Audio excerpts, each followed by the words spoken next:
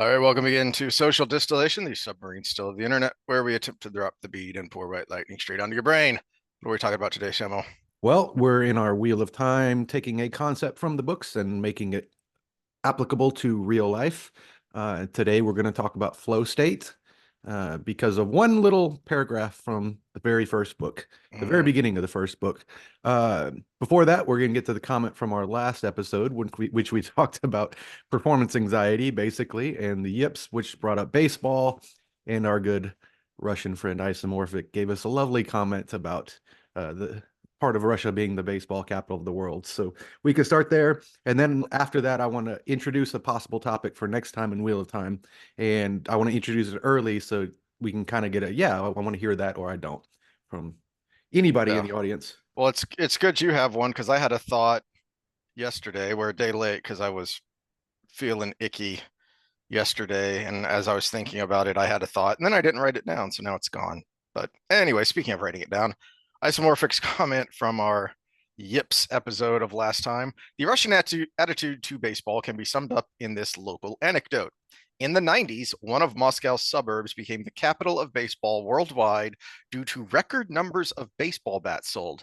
Curiously, in the same period of time, a grand total of one baseball glove and two balls were purchased in the same area.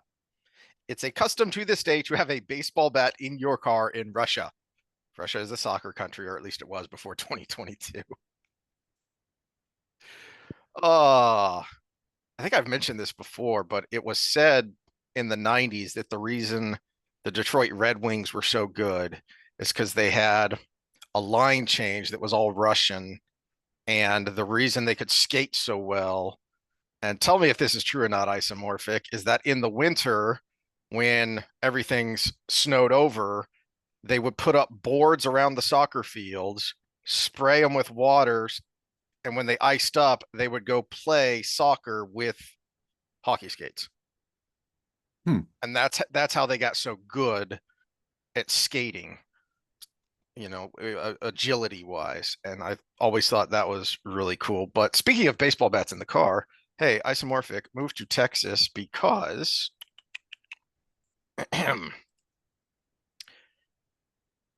can I open carry a sword in Texas?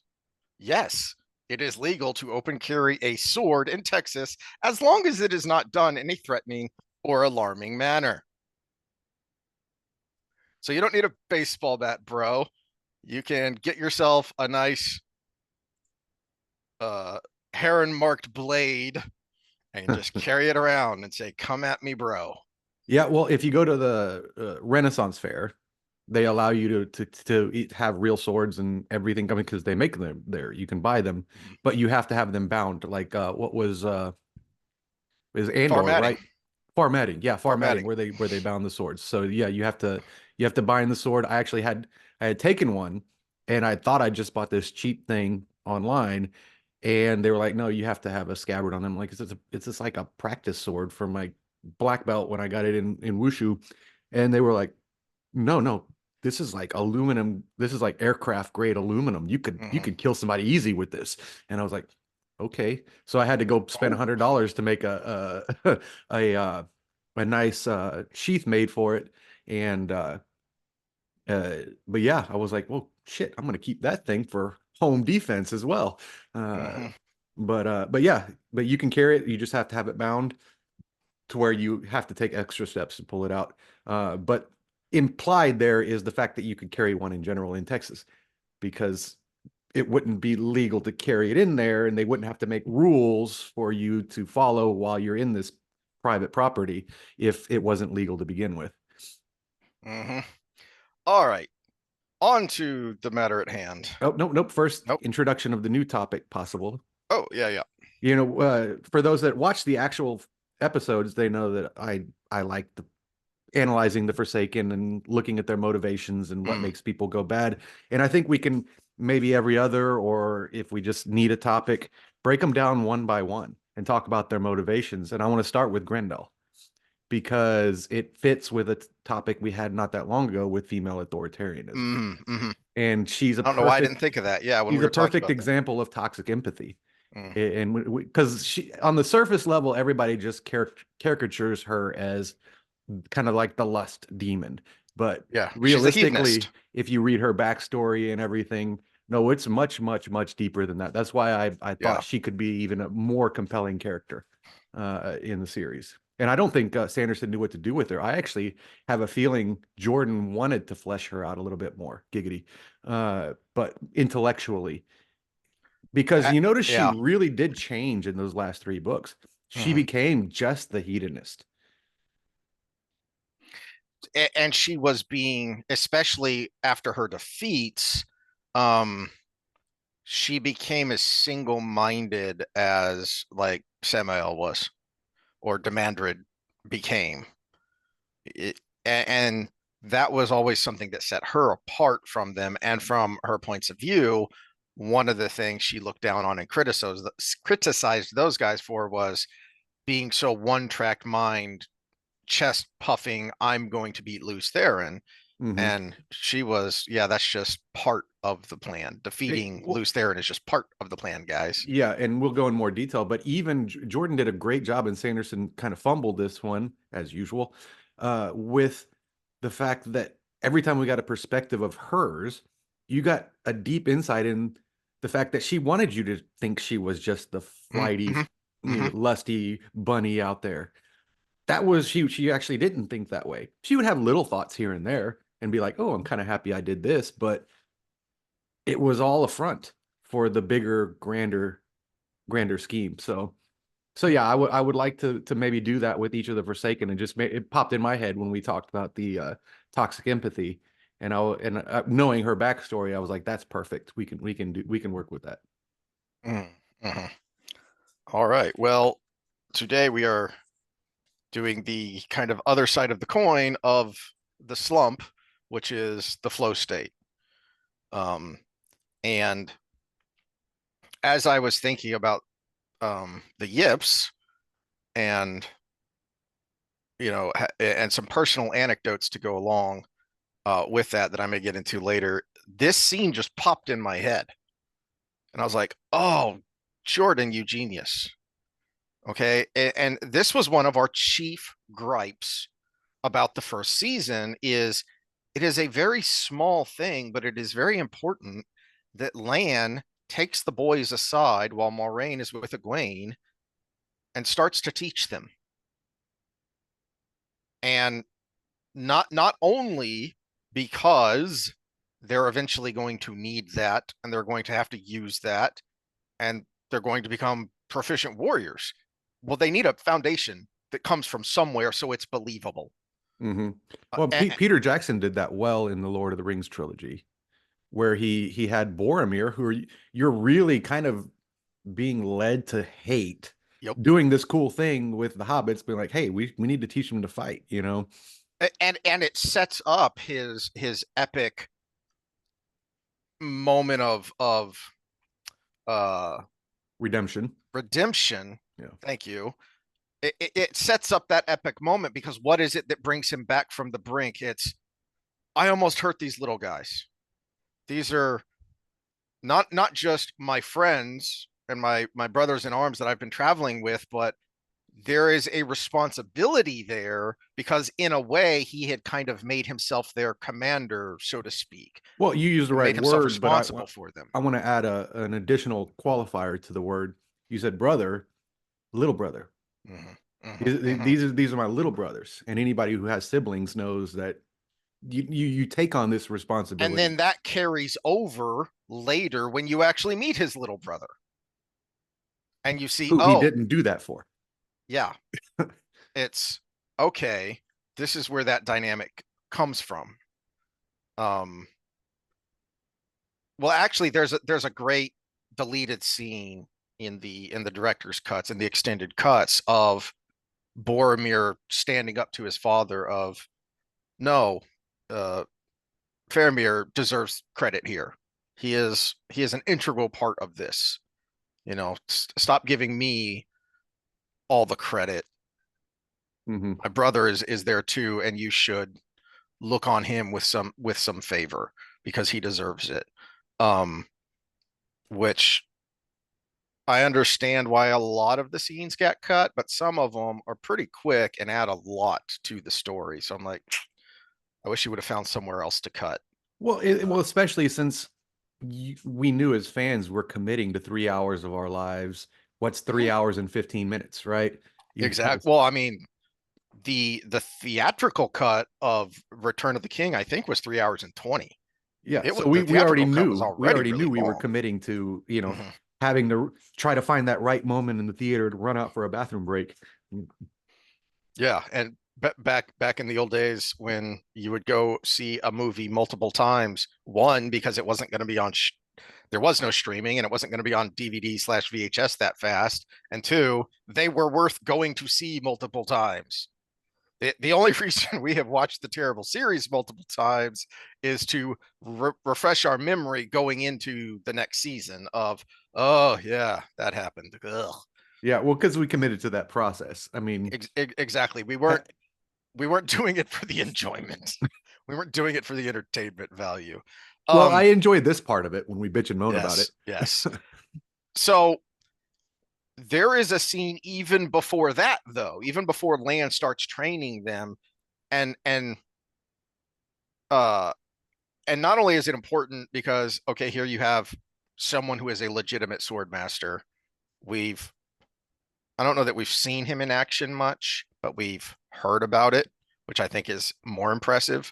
When Rand finally gets back into Emmett's Field with Tam, and people are just in awe of what the Aes Sedai and the Warder did. It was the one useful thing that they did in that first season was and the one kudos to Sanderson, but my gosh, why did he have to fight to have Lan be an integral part of that scene? Hmm. Anyway, but it just dawned on me even before you get there, oh no, this is how Rand is able to do that. This he already has the foundation. But then also this is how all he needed at the end was that last lesson and that last little push from his father of no, all the pieces are there. You just need to see how to put them together and let go, son. Yeah, Right? there's another movie series that did this very well called Karate Kid, right? Yeah. Wax on, wax off, Yeah. painting the fence, all of Hmm. those things. And we'll go into detail about small skill versus big skill and transfer skills as we go through this, but go ahead and introduce the scene All itself. right. So I have my brand new copy of Eye of the World because I And gave I my have copy to my the son. barely holding together Yeah. copy I'm of. I'm hoping these bigger ones, these bigger paperbacks will bend less and hold up better than those little ones. That's why I got this one instead of the one that's the size of the old paperbacks. Um, and so in this edition, uh, which has the a small inset from the original cover art. Um,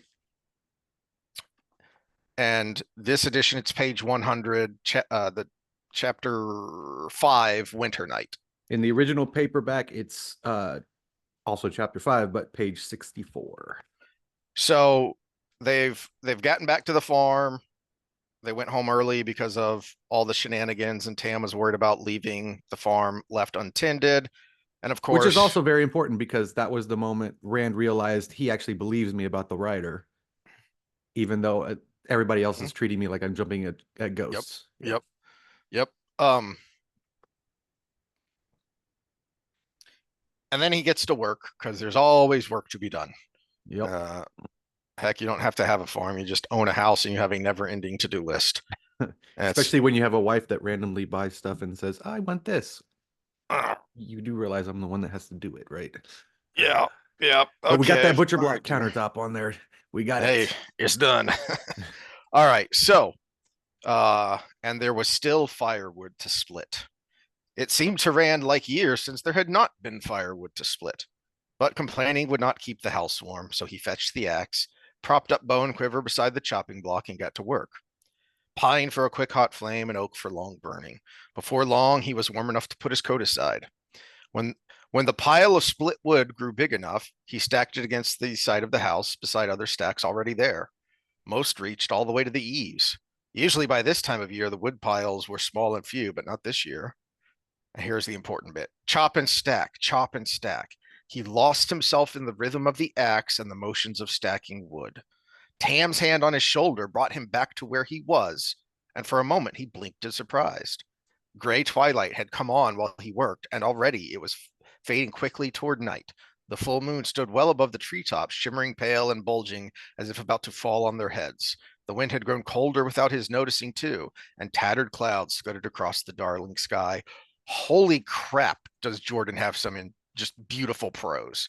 I mean, that's like classic literature levels of painting a picture with words there. For one, on the surface level, that's just straight up well crafted. But the important bit there, he lost himself in the rhythm. Mm-hmm. He entered that flow state, so much so he didn't realize. I get the impression a couple hours went by, or at least an hour, which is a long time to chop wood. Mm-hmm.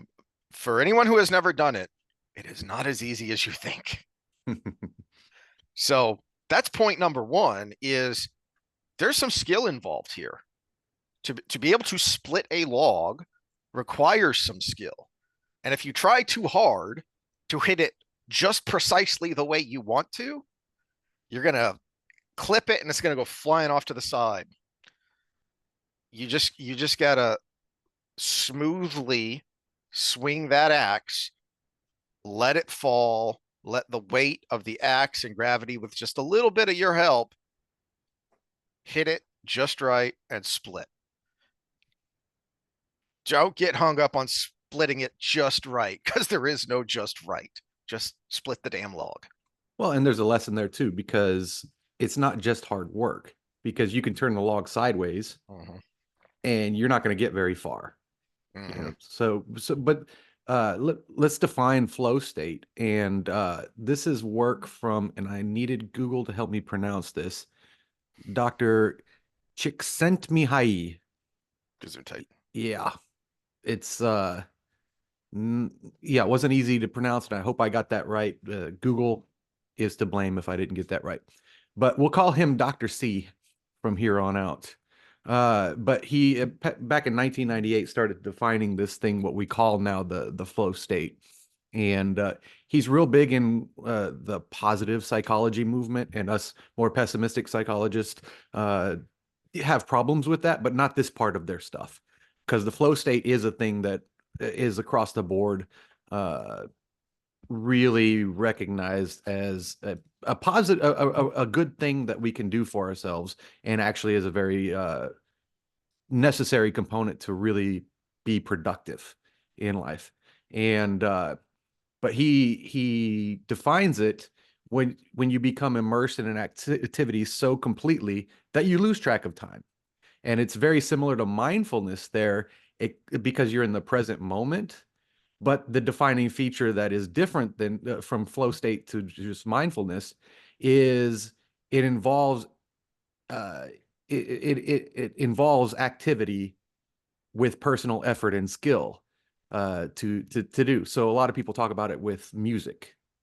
They enter that flow state. So isomorphic, when you're working on your piano right now, it's I need to hit this key or this or my hand position right, or what, all the different little component parts. But once you hit the proficiency that you don't have to worry about all those little bits and pieces, you can worry about the composition itself, then you can enter that flow state and time just goes away, right?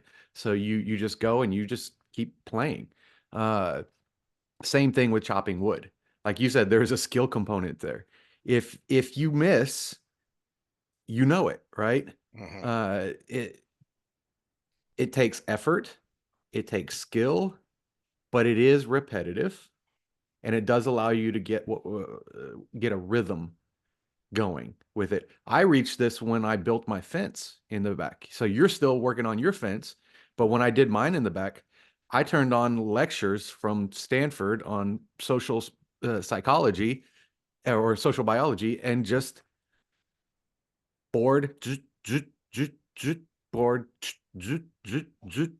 board, So I entered this state where basically it was so rhythmic and relaxing that I was able to soak in all the information during that time. And time went like that. I mean, it was, you would be like, oh, shit, I finished a whole side of fence and I'm a little tired. I guess I need dinner. So I went down a rabbit hole, thanks to YouTube, on some of the stuff I haven't watched in a while, the former military guys that channels that I follow. And it led me to an interview with a former Delta operator and CIA guy, private contractor, very scary guy.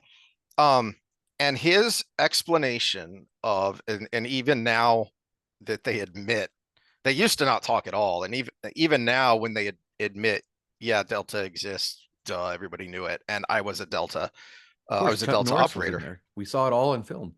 I mean, It was a documentary, right? little known fact, Delta doesn't actually exist. That was a documentary filmed in real time, and when the bad guys get out of hand, we just threaten to let Mr. Norris off the leash, and then they behave. But I digress. His point was the way you get through not just that, but something like that, because he's gone on to get a master's in psychology, and he does performance coaching and, one-on-one kind of uh, life coaching type stuff. And so he uses that to try and help people get in the mindset of, look, you need to, something we've talked about fitness related before, which is why it just jumped off the screen for me, is you need to be comfortable being uncomfortable. And once you have that mindset, then the uncomfortable can become a flow state. And the example he used, that for some of us it may have been a really long time, but then I thought, actually I can put a tweak on that, which is driving. First time you get behind the wheel of a car, if you can remember, it's terrifying. You're behind a ton of steel and aluminum and plastic going really fast. And all you've got is a couple of painted lines to help be your guide. And then you start to get the hang of that, and then you have to drive at night, and it's, I can't see anything, right? It's incredibly uncomfortable. Well, now, as he put it, I'm thinking about everything but driving when I'm driving, because I'm used to it. Mm-hmm. I got comfortable being uncomfortable, and now I'm on autopilot when I'm driving. Same thing, even now, that condition can still exist if you go somewhere new. Think about the first time you go somewhere, if you've ever moved to a new town and everything looks weird. Everything is like, I got to get my bearings. Where's this? Where's that? Well, just after a little bit of going around, now all of a sudden it's comfortable. It's familiar. So when something becomes familiar, it's no longer a discomfort. Mm-hmm. So the trick then with something like flow state is to make the unfamiliar, the uncomfortable, to be able to slide into that familiarity easily, quickly and easily. Well, let's go through the what Dr. C calls the 8 optimal conditions for entering a flow state and see where this applies to our example here. His first is a challenge skill balance. So if the challenge is too demanding, it can cause anxiety and be disheartening. But if it's too easy, you get bored. So when we experience flow, we're actively engaged but not overwhelmed. How does that fit to our Rand chopping the wood example? Actively engaged, certainly. Mm-hmm. There's a lot of activity happening there, but it's clearly not his first time chopping wood. Mm-hmm. So there is a skill level there. And it's something that has to be done. It was a cold winter, and winter's hanging on. And Well, he says that in his yeah, head. He said, yeah. it almost seems like there's not a time where there's not wood to be chopped. So it's got to be done. So the second one is, I think this is the most obvious one with chopping wood, is clear goals, and unambiguous feedback. So clear goal, you have to chop the wood. All right, right. Hmm. You've got the pile. You're done when the pile's done. But unambiguous feedback, if you miss, it actually kind of hurts Yep. because you don't hit it right. When you hit the log right, it almost like it chops itself. Hmm. You had put just enough force, and just like hitting a home run in baseball, you feel like you didn't hit the ball, or Hmm. getting the knockout in MMA or boxing, you almost feel like you punched through their face instead of hitting it and it jarring you. Well, I think I've referenced this before, but to me, some of the most astounding martial arts footage is go find video of Big George Foreman hitting a heavy bag. It looks so light and effortless, and yet a heavy bag is heavy for anyone who doesn't know, and it's flying backwards from a jab Hmm. because he just that effortlessly throws that jab out there and just pops a little hip into it, and whoosh, there goes the bag. Yep. And so unambiguous feedback, if you hit it right, you know it, right? If you hit the wrong key when you're playing your piano, it's going to jar you. Mhm. You're going to be like, oh, you're going to get that little hair on the back of your neck come up when Anyone who's had middle school parents go through band, you've had to sit and suffer through that. yeah. So yeah, that's requirement number 2. Uh, 3, action awareness merging. Yeah, action and awareness merging involves total absorption in the here and now such that the activity becomes second nature. Mhm. Yeah. So yeah, he was just going. It was just reflexive at some point instead of reflective. Number 4, And constant. well, Oh hold yeah. on. And then now fast forward from this small, seemingly unimportant, unrelated example of Rand chopping wood. Fast forward to the end of the series and those points of view from Tam we got during the last battle and his thinking about the reed just is. It goes with the wind, it goes with the water, it just Mm-hmm. is. That's what he's doing. He's just chopping wood. Mm-hmm. He's just the old farmer chopping wood. Just so happens that the wood is 8 feet tall and has a giant axe. And so number 4 is, even though it's not super difficult, it requires focus and attention, Mm, and that circumvents external and internal distractions. And so you're not distracted by everything around you, but also that inner voice, that default mode network, isn't coming up and being like, oh, remember when you said that thing in front of your class that which, embarrassed yes, this you? is the And connection to what we talked about mm, last time with slumps, anxiety, yips, whatever you want to call it, is that's how it gets started, is just a little nugget in the back in your mind, a little voice that won't go away. It's Rand's self-recrimination and self-loathing that pops up later that just won't go away. And it pushes him farther and farther and down into this negative space. number 5 is interesting. A sense of control. Mm, The when you put the wood down and you place it right and you swing the axe in the way that you're supposed to with the proper amount of force, you're pretty much you pretty much have predictability of the result, right?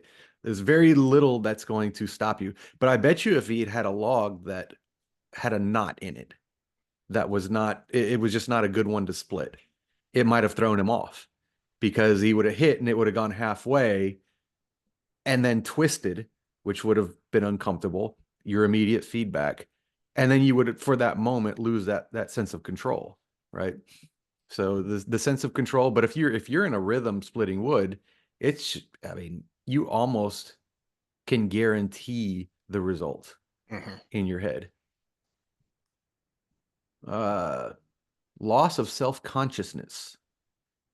So it's a freedom from self-monitoring, which enhances intuitive engagement to help us achieve our goals. Hmm. Well, I mean, he wasn't noticing, how tired he was till it was over. Mhm. He wasn't monitoring, oh, am I going this fast, or am I getting, did I do 10 logs this hour or did I do 8? He wasn't doing any of that. He was just going, which we might take a lesson from that with productivity in things like an assembly line type environment, quotas might not be the thing. You might need quota might disrupt the flow state. Hmm. Eh, Would you call a runner's high a flow state, or is that a different mechanism? Absolutely. I mean, there are physiological things as far as hitting the aerobic threshold platform Mhm. where you're actually creating extra energy. There's all of those things, but I think what a lot of people are describing, which I hate running, so I never get there, but it is the fact that they are doing a rhythmic activity. Yeah. So, I was watching a guy the other day and he was talking about flow of creativity. And the first thing he does in the morning is take a walk. And in that walk, he hammers down what he has to do in the morning. And then he does that. And then he takes a second walk after that and lets his mind wander. Hmm. And that's how he gets the work done that he has to, but then lets his mind wander after that so he can hit a creative flow to basically set the stage for the next day or the next week or whatever. So that was an interesting take on this that I was exposed to. Transformation of time. It distorts our sense of passage of time while being completely absorbed in the moment. It could result in speeding up, slowing down, or being completely irrelevant. I mean, Rand, or I guess Jordan illustrates that with Rand here. But we've done it. We've all done it. You talk about driving. This is the one that where it gets worrisome. I remember when I used to have to drive from San Antonio to Oklahoma all the time, and you would look at a mile marker, and then you'd blink and you look at a mile marker 20 miles further down, and you're like, did I just Where, fall asleep yeah. at Where, 20 where was miles? my Or brain? What was yeah, going where on was there? what was I doing? Yeah. That one is kind of worrisome because you are under, inside a 2,000 pound death machine. But uh, and then number 8 is it has to be an autotelic experience, which is Greek autos meaning self and telos meaning result, outcome, end. So uh, autotelic experiences are performed for their own sake, and they are intrinsically motivated behaviors that trigger the flow state. So something intrinsically motivating, so inside yourself, that comes out during the activity. For musicians, usually it's the enjoyment of the activity. Mhm.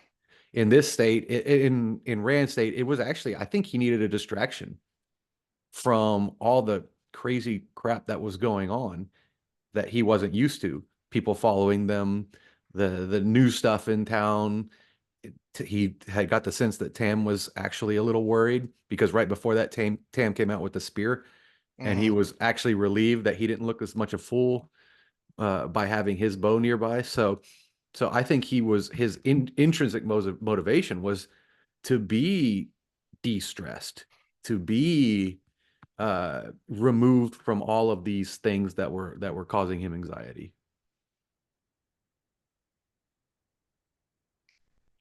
And a good thing too, because things were about to get even worse. Oh, they got worse really quickly. Yeah. Yeah. And again, the connection to this is where that last little lesson from his father was so important is no, the flow state, the flame in the void isn't just a sword technique. I mean, essentially what he was telling him is, son, you were doing that when you were chopping wood. Hmm. That's this is a life technique. And the reason that is so important is not only does it help you just holistically internally, just as a general mental health thing, but making it a life, just a life state, and being able to go, it makes it easier to just slide into that flow state, which when you have lots of outside distractions, like in the middle of the last freaking battle, that was Hmm. going to be hard. Well, and so we have further research that connects it to healthy aging.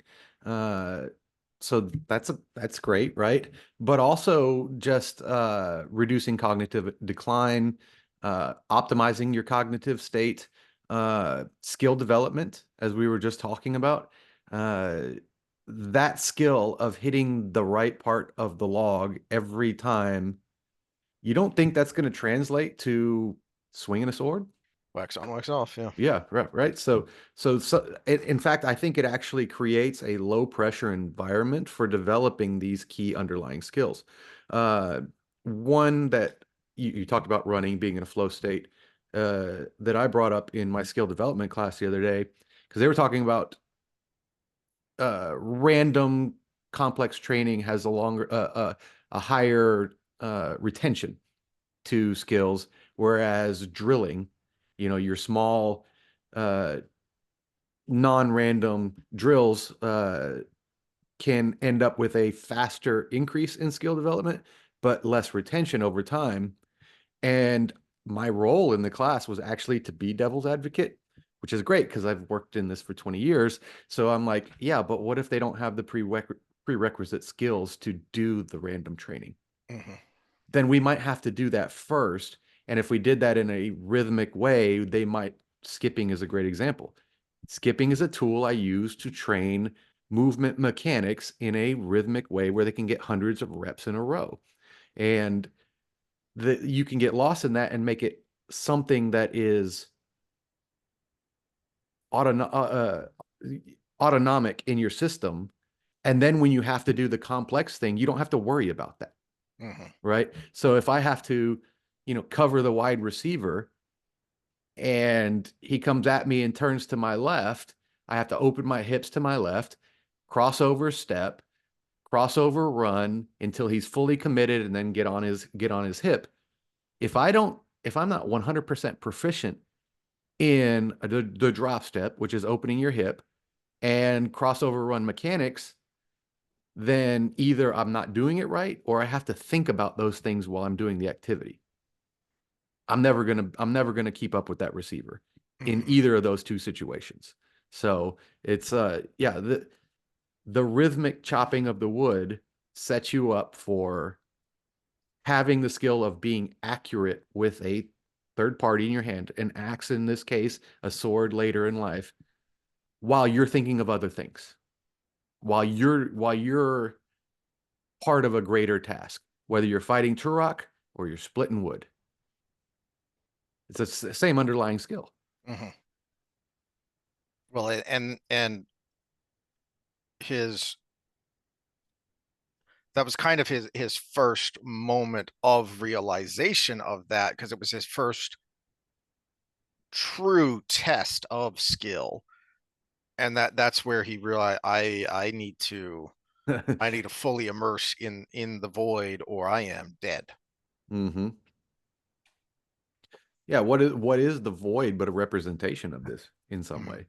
That's why I say it's so close to mindfulness, which would be more the void. It just requires an external task. The void is in preparation for the external task, realistically, because it is internal 100%. Whereas the concepts of it bleed over to the external task. That's why I think these things actually probably are highly useful for skill development because they're two different ways of approaching the same problem. And I think not only would we probably have a situation where one works better for someone and then the other works better. So someone who really struggles with meditation might benefit from rhythmic activity as we're talking about the flow state and get the same benefits in the long run, where someone who gets too bored easy or they may benefit more from just mindfulness training, right? So they have to work on that. Yeah, or a combination of both might be optimal, right? So we don't know that yet, and I mean, anybody out there that can get a grant for it, go ahead, let's do it. But Mhm. but yeah, it's two ways to solve the same problem, or they're two synergistic things that we don't know. But yeah, Was that number 8 yeah, we on went through the all 8. doctor's list? Okay. Yeah, yeah. Yeah. Um, kind of I want to go through my train of thought of how I got here when I was thinking about this. It came up with this topic of, hey, let's do a dive on this and talk about the flow state from a psychology perspective.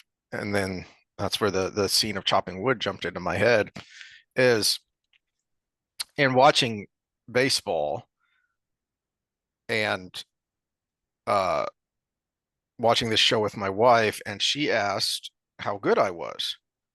And I had to think about it. And I said, well, I was good enough that with the right coaching, I almost certainly could have played at the college level. How high of the college level, I don't know, because I didn't stick with it long enough to really test myself against that level of competition. And I got to thinking about it, kind of going down a mental rabbit hole of, I wish that I would have known then what I know now, but I was wrong about what I thought I knew, which was my first thought was I didn't know that. So we've talked about this before about how much is just genetic. Sorry, tough luck. That's just life, right? I don't care how desperately you want to be, a math genius. If you don't, I mean, some of that can be learned, but then there's a lot of genetics in there that predispose you to whatever it is that you want to Mhm. do. Well, I knew that my family had played ball. I didn't know how seriously until later in life. And in hindsight, when I was younger playing ball, I wish I would have spent my vacation saying, hey, Paul, my dad's dad, can you teach? My dad's dad had Ted Williams's book and considered him the greatest baseball player ever. And he played some college ball before he got drafted and went into the Air Corps for World War II. My dad's oldest brother, not only did he play ball, he played all 4 years in college. And then this was during Vietnam. So this was at the time where all males were in ROTC. And so then he went and did 2 tours in Nam. And this kind of popped into my head recently because I probably shouldn't say names since I don't have permission, but my dad and his other brother were sitting around talking to a neighbor who grew up just a couple farms down. They went to high school together. Well, the reason I bring this up is because this neighbor knows baseball, because this neighbor has a son who has 2 World Series rings as a pitcher. So this guy knows baseball. And they were kind of sitting around talking about how good was their brother. And the littler brother is, oh, he was all right, but he wasn't that good. And this guy shakes his head and says, no, your brother was one of the best hitters I have ever seen with my own eyes. I was like, holy crap. Again, this guy's son has 2 World Series rings. So this guy knows baseball and has seen a lot of baseball. And that got me to thinking, oh wow, I had the genetics for it. But then as I went down this mental rabbit hole, it dawned on me the coaching wasn't the problem, or the technique wasn't the problem. Because I was a very good natural hitter. That's kind of why it was hard for me to coach my son, because I was like, I don't know how I did it. I just did it. I made every team I ever tried out for, including what we would call now travel teams, which I hate, but there it is. Never made an all-star team though. Why? Well, I could hit anything you threw at me, whether it was a live pitcher or a machine. Didn't matter what the pitch was, didn't matter what the velocity was, I could hit it. I was the worst hitter in games. I could never, I could, and I didn't realize until way later, because I didn't know what these things were, is that when I was in practice, I was in a flow state. Hmm. When I was in the batter's box in a game, I was in my own head going crazy.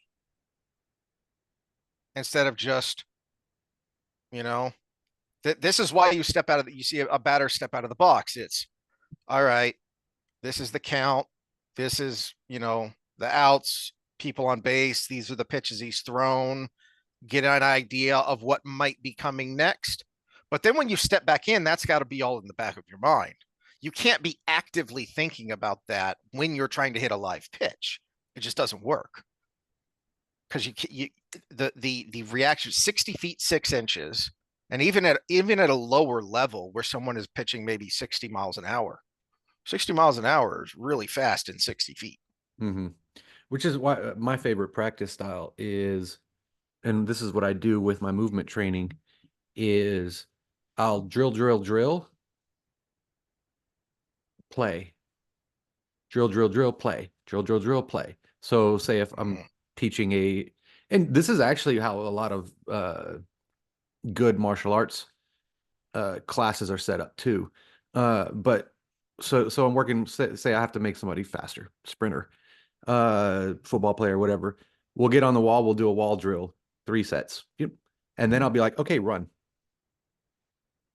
Okay, this didn't translate. Let's go back to the wall. Drill. Okay, just run. Okay, now react to me when we run. I'm going to run at you, you backpedal, and then when I turn around, you sprint. That kind of stuff. So we'll drill, play, drill, play. So I mix the two up, and I think a lot of practices just drill. They're like you said, hit, bullpen, hit. But then you get in a real play situation, you're thinking about too many things. You've never had the play in your practice. So, but I brought up martial arts gyms. You drill technique, and then you just roll. You drill technique, and then you spar. And it's like, and you can still work on that technique in those situations. Yes. Because you just change the emphasis. We did that a lot in wrestling is we would, when we would go live, it usually wasn't live. It wasn't like a match. It was, we're working takedowns. But so you start with, all right, first guy, just 10 takedowns, just single leg, and guy number 2, let him do it. You're just the dummy. And then you switch. All right, now you're going live. Now you go at each other live, and it's whoever can get that opening and get that single leg. So you're building, you're building up, and then you have the drill, and then you have the live, but controlled. And then after you've worked that controlled live for a little bit, then you go live. And it's just wrestle kids. Well, even with the youth sports, what I like to do if I have the space or the time or the kids or whatever is we'll drill. And then I'll do something like, all right, now let's play tag. We're going to play some capture the flag. And I want you just to lightly think about that acceleration technique we just worked on. When you grab that flag, I want 3 hard steps before you go into your top speed mechanics, that kind of stuff. And so I'll be like, we'll play a game where I'm like, just in the back of your mind, think about that thing we just worked on. And just like in sparring, we'd, arm bar to triangle combo or something we were working on. And we're like, okay, now when we're rolling, if you get the opportunity, go ahead and go for that thing we worked on, and so you're slightly looking for it. And you're slightly a little bit in that box, but at the same time, you don't know what your opponent's doing. Yeah. That's why I like martial arts so much and mixed martial arts so much, because everybody thinks they have a game plan. And there are some things you can plan for, but man, you're out there. You just got to go. Punched in the face. If you cannot flow, you will lose in martial arts at some point. You may get away with some athleticism in the beginning. But if you cannot flow, you're going to lose. This is why it was the one thing I made my son do for a long time. It was every other sport or activity he tried. It was, all right, the rule is if you decide you don't like it, fine, but you're not going to quit mid-season. We don't do that. So that was the lesson for that is you don't quit mid-season. If you don't like it, well, suck it up. You're going to finish out the season. And then if you don't want to do it again, Fine, we don't do it again, except wrestling. I made him do that until he found something else that he really liked and he was committed to and would put in the work for, and it conflicted. And so that I said, all right, you can switch to that. And it was because of I think I've mentioned this before, is something that is important to learn as a kid. And if you've never been to a youth wrestling match, you will be shocked the first time you go because you will hear some 10-year-old screaming at the top of his lungs from across the gym, I can't breathe. Son, if you couldn't breathe, you couldn't yell at the top of your lungs, I can't breathe. Calm down, suck it up and wrestle. It's an important lesson to learn. And this is one of the reasons we rant so much about the way youth sports is done now, because we're not teaching these lessons. All we're teaching is the sport. Well, the sport is irrelevant. For 99.9999% of people, the sport itself is irrelevant. It's the lessons you learn, both the mental and the physical lessons you learn during the lessons, during the sport. And I take baseball because I love the sport, and so that's probably the one I hate the most because of what's happened to it and how expensive it's becoming, how hyper competitive it's becoming earlier and earlier and earlier, to the point where now you're having to help high schoolers. You should not have to help a 15-year-old rehab from Tommy John surgery. Nope. Or That's just rotator cuff insane. surgery or something, any of those. That is just insane. And so from a business standpoint, and this is where I guess I'm not a very good businessman, I keep talking negatively about the state of youth sports. But from a business standpoint, I should be encouraging it because I get them when they're 14 and 15 and help them. Ka-ching, clients for life now. Yeah, clients for life. Yeah, or orthopedics, they should be out there going, yeah, do that thing at a young age so I can have that surgery 10 years from now. Yeah. Well, the great thing about baseball and this was kind of where my train of thought started before I got to the yips were the problem. But even before you get to the yips, one of the things that can cause that, if you're not mentally, if you don't have the mental fortitude and the mental preparation, is this is why I love this sport. You're a really good hitter if you're missing 7 out of 10 times. And you're considered a good hitter. And that's why I hate the sport. You're one of the best ever if you're only missing 6 out of 10 times. That's nuts. But think about what that teaches. You could also be a weatherman. But think about what that teaches you as a child. Mm-hmm. Right? It's, there are some days it translate it to the field. The ball's going to go where it's going to go. And that may mean you play a full game and you never see a ball. The ball never comes to you in the field. And if it's a good pitcher, you're lucky to get 3 at bats. So those are the lessons that you need to be teaching to get kids so that translates into something worthwhile in their life. And then connecting it to today and last time. And then once you have that mental preparation, then it becomes easier to get over the crap, I struck out. Mm-hmm. All right, well, how and why? All right, now let's let that thought go. The thought enters the void. You consider it, you learn from it, and you push it into the flame, and it's gone. Because we got another at bat. Or even before that, all right, you struck out. Well, go get your glove because now it's time to get back in the field. You may get a line drive right to your face. You better be ready. It's funny because I might have to put this in my skill development class. One of the questions he posed to us for the entire year, he's like, develop this answer over this entire year. And one of the questions was, when do you say somebody is skilled in whatever the thing is, playing the guitar or running or martial arts or whatever? What is your criteria for saying that person is skilled?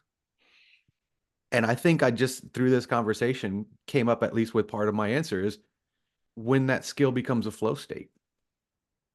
When you can flow state in that skill, you are skilled. If you can pick up a guitar and just go, you're skilled. If you're still thinking, oh, well, I need this finger here and that, you're not skilled Mhm, yet. mhm. Even if the end sound kind of sounds the same, you're not skilled yet. But if you can pick it up and just go, then yeah, I would say that's probably the point where I'd say you are skilled.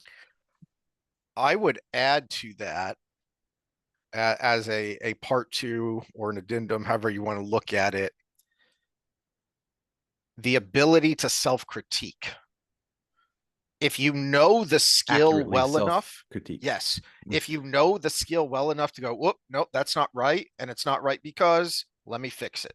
Mm-hmm. If you can self-critique and self-correct, that is a major component to being I'd skilled. say that's a precursor to the flow state, though, because remember, you need that immediate feedback. Yes, that was one of the points. That's a good, Mm-hmm. yeah, that's a good point.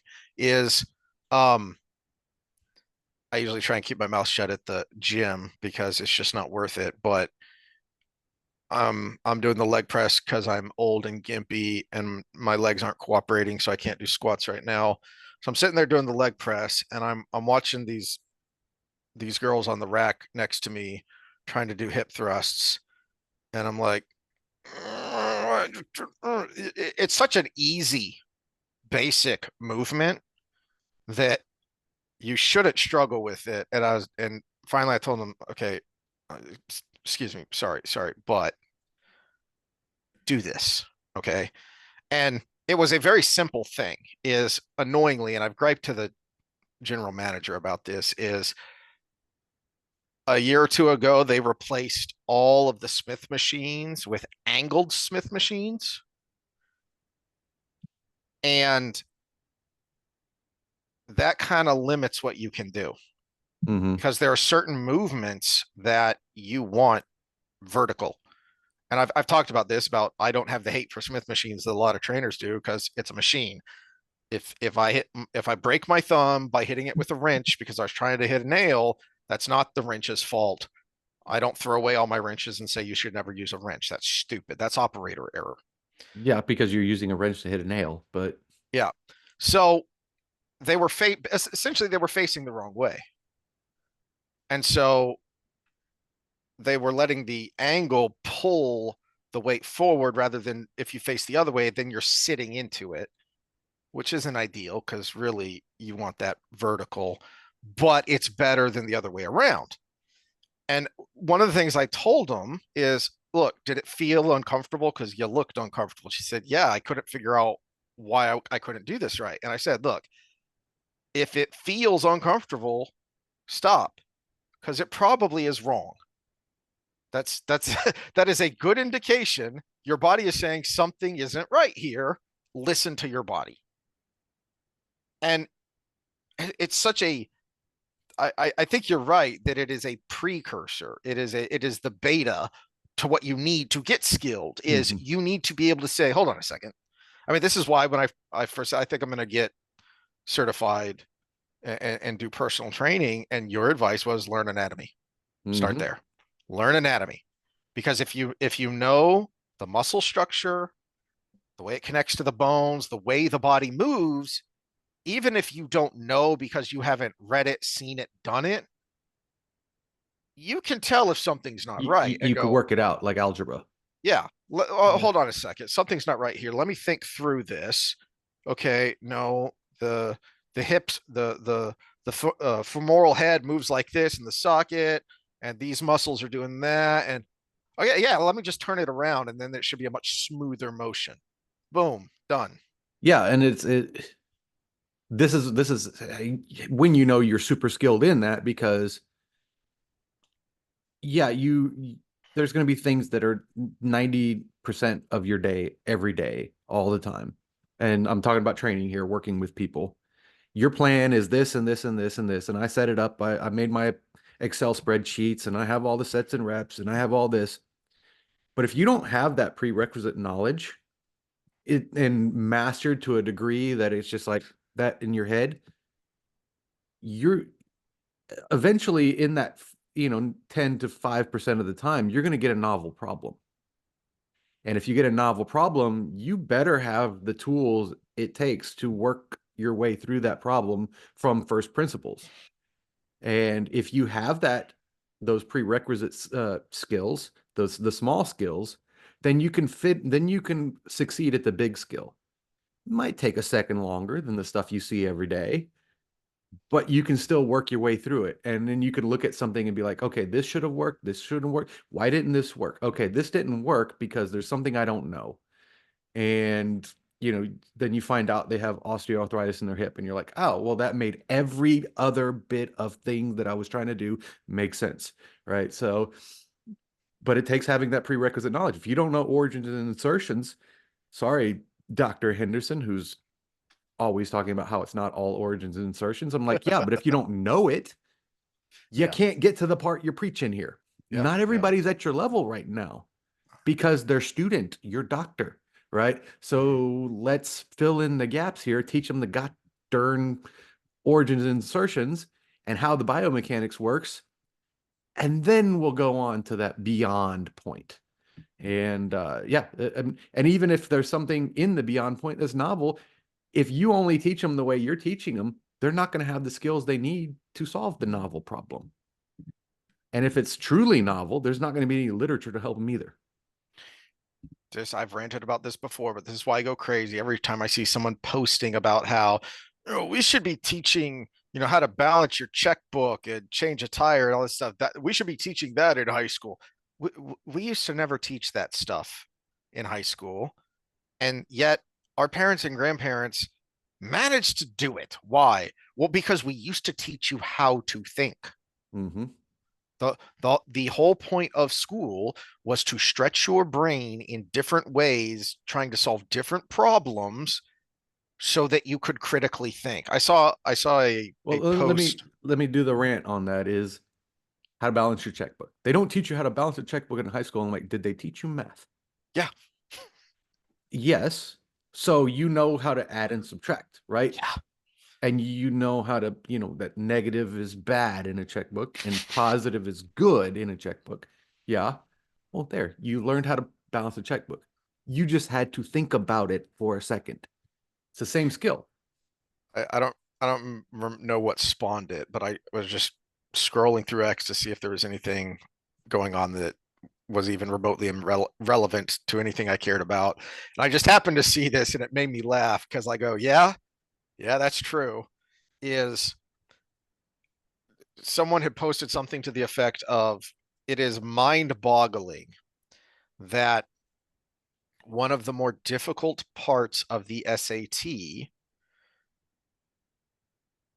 is you are given a page or several paragraphs to read and then required to answer questions about the thing you just read and can look back at right now. They don't take the page away once you've read it. It's right there. The answers, it's literally an open book test, and yet it is one of the more lower scored portions of the SAT. And the response by someone is the real question is why isn't that portion of the test so easy it's unusable? Why does that portion of the test even exist? Well, because people can't seem to do it, and I feel like we're getting worse at it. I struggle with that because of the speed at which I read. Yes. And what I learned later is read the questions first. Yep. And then your mind is already seeking the answer as you read the passage. And that was a skill. I didn't know the technique of reading the question first. And I always tried to read it through and then answer the questions. And I should have gone in reverse. Yep. Yep. Um, well, I feel like we've come far afield, but maybe not necessarily because we're talking about the applicability of this idea into other things. Well, Kind of, it was the bigger picture of how yes. did this little thing in this one page of the beginning of the whole thing apply to him being a swords master at some point, being a ruler. How did that help with him being a ruler later? How did that help with him, you know, being a lover later? How did that help with all of these things that were adult things? Mhm. And this is why you got to have your kids going out and doing chores. I mean, my son is not the best at them still, but you know, I get him. I'm like, just rake up the freaking leaves, and he'll do it in the most Yeah. inefficient way possible. And I'm like, and I want to tell him how to do it, but I also want him to And it's really figure out how hard to as do a it. parent to not just do it, especially when it's something that really needs to get done. And you're like, "Ugh, I want it done, but it's your job. So no, you do it. And if that's, you didn't do it right. That's not what I told you to do. But you can't just step in there. It's like, Yeah. no, do Unlike it the right. micromanaging mom who's going to jump in and be like, no, you needed to do this and this and this and this and this. You should have asked first. No, no. Let them struggle through it and then be like, oh, it's a sucky product. Mhm. Do better next time. Do better. Yep. Yeah. Yep. Um, yeah, it reminded me of a kind of my last thought here. And something you said earlier just kind of popped into my head of, oh yeah, I like that idea, and I want to expand on it a little bit more, which is how to get yourself into a flow state, and the idea of taking two walks. I love that idea of of and it doesn't have to be a walk, but part one is the what we talked about last time, the neurotic part, because neurosis is always used negatively, but it's not necessarily Mhm. negative. It's just we always pile it on and make it negative. So you need that neurotic part of, okay, what's going on? What's going on? Let me get my thoughts organized so that I can get my life organized. So why Peterson says, make your Well, bed. yeah, I was just about to bring that up because what is making your bed in the morning but establishing control over something simple first thing? Yes. Yeah. And so you can apply that then into other things like isomorphic. You can't get this piece. It's whatever you know, as you progress, as your skills improved, and let's say, you know, do you want to play Fiorelise because it's iconic, and for whatever reason you can't get it? Well, reset.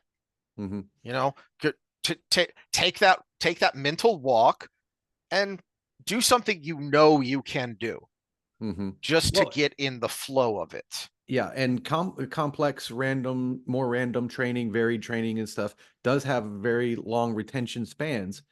But what it also does, and this is one thing I had to discuss in length in my class to my classmates, is it disguises dysfunction.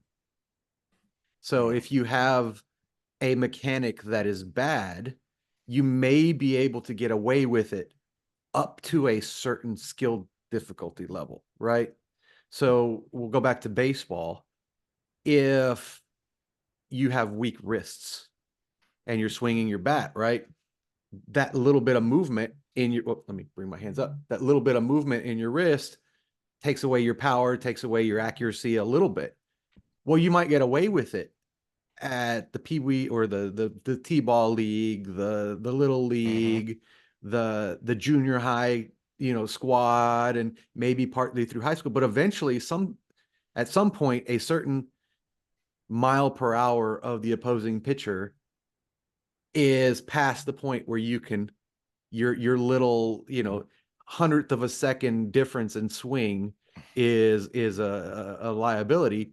But if you got away with it so long in the complex skill and you never identified it, you lost all that time training it, right? mhm, So that's why you have to go, okay, this little basic thing that is abstract to me, maybe it's some sort of hand movement. I'm just about to start learning these things, so don't get me on piano skills. Some sort of hand movement that keeps your hand in the right place when you have to move it around the keys or whatever, and you've been getting away with it with simpler pieces, and all of a sudden you plateau. That's when you go back and say, oh, you might be able to identify that little thing. Same way you were going to get your maths in order, right? So quantum physics is a very high level skill in math. yeah, And you if don't there start is, there. yeah, if there's some little basic part of it that you kind of like got bored with and you skipped over it, you never know when that's going to bite you in the ass later. Mm, Yeah, it's boring to do your tib exercises in the middle of your training routine when you want to deadlift 500 pounds. But then you get out on the field to play soccer and you have bad dorsiflexion and your ankles are weak and you roll your ankle. It's yeah, that little boring thing that is working a minute part of everything in general could be your downfall later. Yeah. And that's where it is useful to drill, then vary, then drill, then vary, then drill, then vary. It, And it, use the vary to identify the things you need to drill.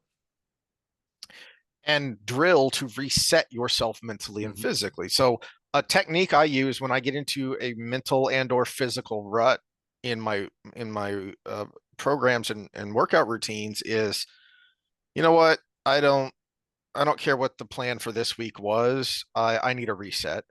And so usually what I'll do is I will just do a core lift pyramid. Now, usually that's a deadlift because it's a good total body everything, and it just feels good mentally. It's very rewarding to lift heavy weight up off the floor, right? So if my neck's not feeling good, then I'll make it a hip thrust pyramid. So to take the pressure off of my neck and upper thoracic, and I'll just do a pyramid. And then if I'm feeling good enough, and I want some extra work, I'll drop set it back down the other side. So I get in a good workout. It's very basic. It's easy to achieve a flow state, especially with hip thrusts, because I've done them so long that I just do them naturally. I don't really have to think that Mhm. much. Um, when I not only do them, but the warm up for them as well, is also easy and beneficial. Working the hips out, working in that hip mobility, and then getting that posterior chain firing. And so it's just very mentally rewarding and very physically satisfying to just do this simple thing, do it well. All right. Now I'm ready to go back to what I'm supposed to be doing. Mhm. And so I think being able to enter a flow state at a more elementary level is probably, I don't know where in the doctor's components you would put that, but I think that is probably a precursor as well. Is I can enter the flow state while playing Mary Had a Little Lamb on the piano. All right, cool. What's something harder? Mhm. Right? And then work your way into that flow state with that. And if you can't, go back to Mary Had a Little Lamb to kind of reset yourself mentally, but then also analyze yourself physically. What am I doing here? Have I got some bad habits? Do I just think I'm doing this right? You know, and then I think that is a way to get into that mindset. Mhm. Pick up some Tai Chi. I mean, that's all about the flow state. Yeah, you have to learn the movements and the order and everything, but once you've learned that, then you're just out there starting your day with activity, basically. And yeah, no, I think this was a good conversation. Again, just a small little concept that has big ramifications in real life. Uh, if it seems viable, we'll go into over analyzing the Forsaken because it is important because the way to not go wrong in life is to know how people go wrong, right? Yeah. Yeah, and And that's I think Grendel's a good place to start too, because she becomes so pivotal at the end. We spent a lot of time well, talking about her at the and end. because if you look at the cheat sheets on her backstory, she was a good person. Yeah. She was a very well-meaning, very big-hearted person, and we can see how that can actually backfire to create a terrible person Mhm. in the long run. Yeah. So Yeah. And it will also give us an excuse to clickbait by using Sydney Sweeney as a thumbnail. I always Although, thought Kate Upton with Grendel, but yes, yeah, because that's a better one. Sydney Sweeney's hot right now because she's hot. Um, Sydney Sweeney is too young because I always see Grendel as a 30 something hottie, because yeah, there's like a a Marilyn level. Monroe. Yeah, Yeah, I have to there's a look to level of maturity there that kind of helps you impose your will on others. though there is the good meme with Sydney Sweeney where she's wearing that top where her boobs are just really pushed up, and it Yeah, goes, "Most of my fans are male. I can't figure it out." it's a good one for Grendel. Yeah. Um, I did remember what my topic was, and it was for potentially next time, Saturday, not next Wheel of Time, Social of episode, yeah. um got into this discussion last night with my wife. I don't even remember what brought it up. Something about AI, and I said, "Look, you're a dork. I mean that in the most loving way possible.